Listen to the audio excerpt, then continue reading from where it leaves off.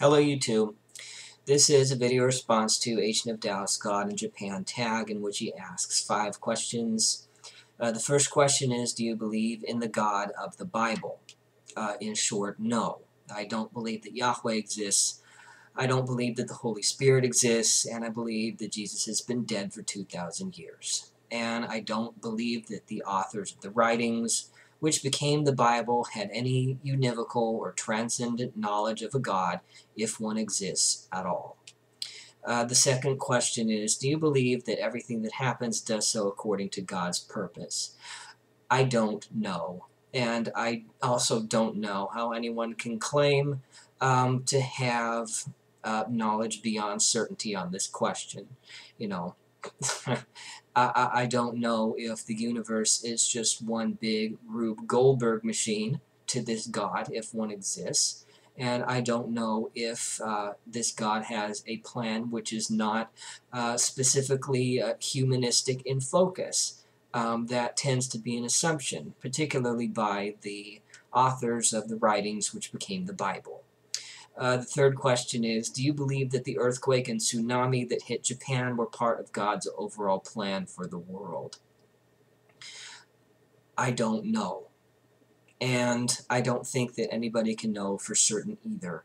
You know, why is it assumed that this plan, if one exists, is supposed to be beneficial for humans?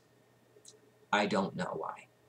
The fourth question is, do you know other people who believe in God who think that the Japanese tragedy is part of God's plan?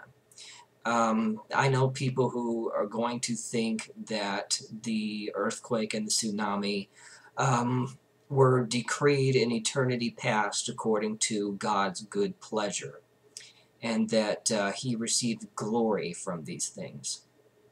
So I think that's particularly revolting. But again, that's from my humanistic perspective, isn't it?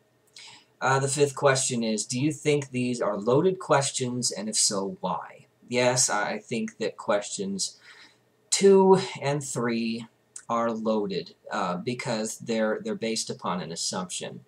They're based upon an assumption of answering the first question, do you believe in the God of the Bible, in the affirmative, and that when somebody says so, that there's some common knowledge of a quote good God, and that answering either questions 2 or 3 in the affirmative is supposed to create some kind of tension with the idea of a quote good God, and how such a God could allow or even cause such events to happen. So those are the answers to the questions, and I don't particularly feel like tagging anyone with this. So if you watch this and want to respond to it, consider yourself tagged.